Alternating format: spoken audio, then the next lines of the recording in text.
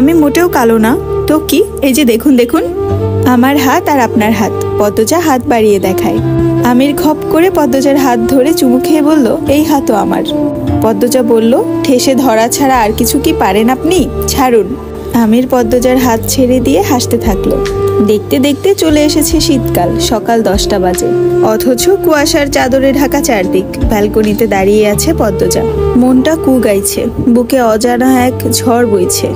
স্থির হয়ে এক জায়গায় দাঁড়াতে পারছে না। ঢাকা আসার পর থেকে পূর্ণার নিয়মিত চিঠি পেত।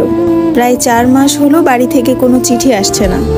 পদ্মজা 9টা চিঠি পাঠিয়েছে, একটারও উত্তর আসেনি। বাড়ির সবার কথা খুব মনে পড়ছে। ব্যালকনি ছেড়ে রুমে চলে আসে পদ্মজা। বিছানায় গা এলিয়ে দিতেই ঘুমের রাজ্যে হারিয়ে যায়। একটা সুন্দর স্বপ্ন দেখে। হাওলাদার বাড়িতে টেলিফোন এনেছে। পূর্ণা হাওলাদার বাড়িতে এসে পদ্মজার সাথে কথা বলে। পদ্মজা কথা বলতেই ওপাশ থেকে পূর্ণার উল্লাস ভেসে উঠে। আপা, আপা, আমি তোমার গলার স্বর শুনতেছি। তুমি শুনতেছো? শুনেছি। কেমন আছিস? আম্মা কেমন আছে? বাড়ির সবাই ভালো আছে তো? সবাই ভালো আছে। তুমি কেমন আছো? আমার বিশ্বাস হচ্ছে না তোমার গলার স্বর শুনছি। আচ্ছা শোন, বলো আপা, আশেপাশে কেউ আছে? খালাম্মা আছে। এই বাড়িতে আর আসবি না আমি যতদিন না আসবো। মনে রাখবি। কেন আপা? মানা করেছি, শুনবি।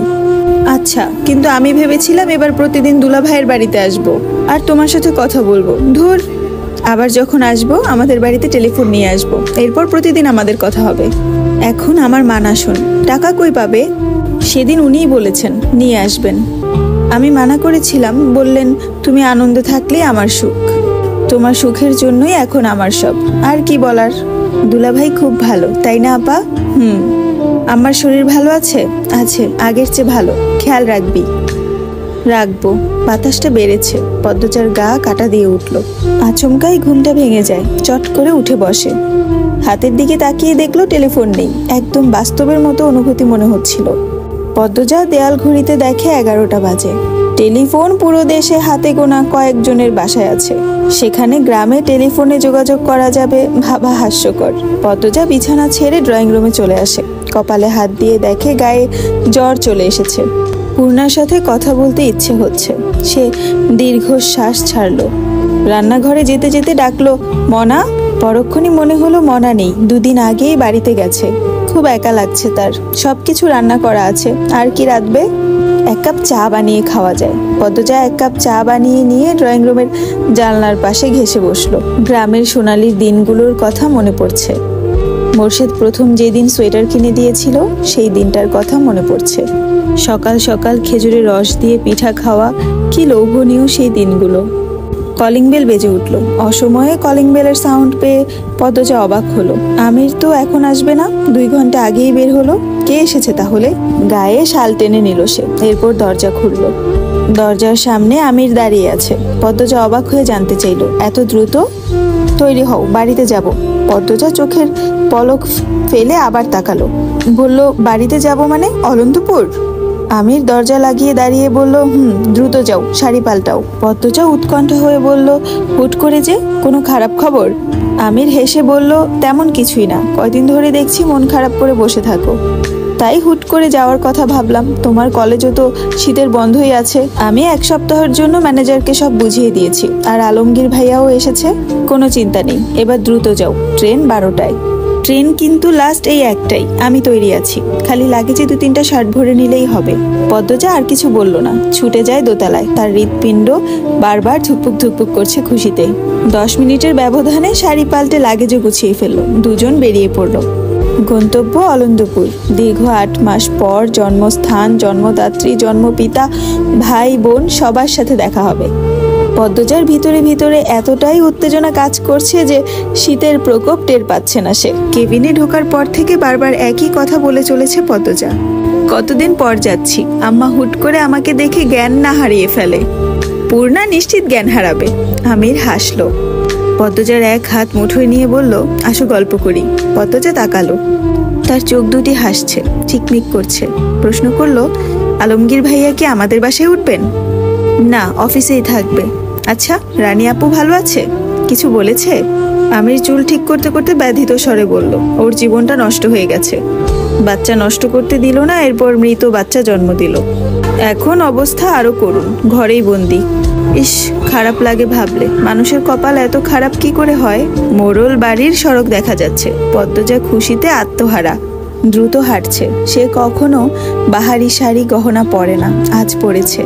শাড়ি বোরকা দোনোটাই ভারী কাজ করা, পাথরে চকচক করছে। দেখে মনে হয় হীরা পান্না চকচক করছে। সে তার মাকে দেখাতে চায় সে কত সুখে আছে।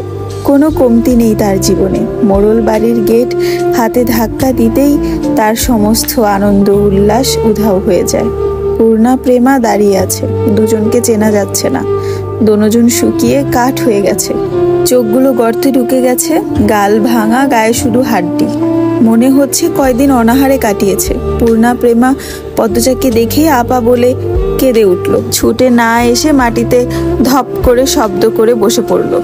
প্রেমা দৌড়ে এসে পদ্মজাকে জড়িয়ে ধরে কাঁদতে থাকলো। পদ্মজা বাকরুদ্ধ, অজানা আশঙ্কায় গলা শুকিয়ে আসছে। চোখ দুটো খুঁজতে থাকলো মাকে। পদ্মজা আমিরের দিকে তাকালো। আমিরের চোখ অস্থির। পদ্মজা প্রেমার মাথায় হাত বুলিয়ে দিল। আর চোখে দেখে পূর্ণা হাউমাউ করে কাঁদছে। কেন আসছে না ছুটে? কিসের এত কষ্ট ওর? পদ্মজা এগিয়ে আসে, পূর্ণাকে টেনে তুলে ক্ষীণস্বরে বলল, এত শুকিয়েছিস কেন? আম্মা কোথায়? আম্মা ভালো আছে?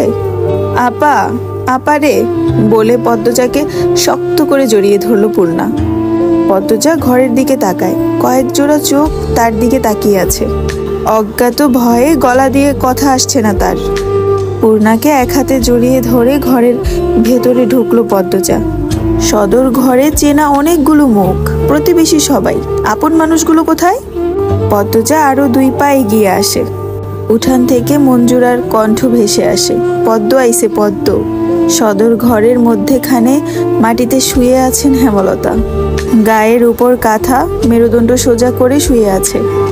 গোলাপ জলের গ্রান চারপাশে। পদ্মজার বুকের হাড়গুলো যেন গুরু গুরু হতে শুরু করলো। এত ব্যথা হচ্ছে কেন? সে হেমলতার পাশে বসলো, নিস্তরঙ্গ গলায় ডাকলো, আম্মা, ও আম্মা, আম্মা। হেমলতা পিট পিট করে তাকান। চোখ দুটো ঘোলা, গাল ভেঙে গেছে। চোখ দুটি গভীর গর্তে আড়ালে হারিয়ে যাওয়ার পথে। পদ্মজার দিকে তাকিয়ে আবার চোখ সরিয়ে নিলেন। চিনতে পারলেন না। পদ্মজা হেমলতার এক হাত মুঠোয় নিয়ে চুমু দিল। 2 ফোঁটা জল গড়িয়ে পড়ে হেমলতার হাতে।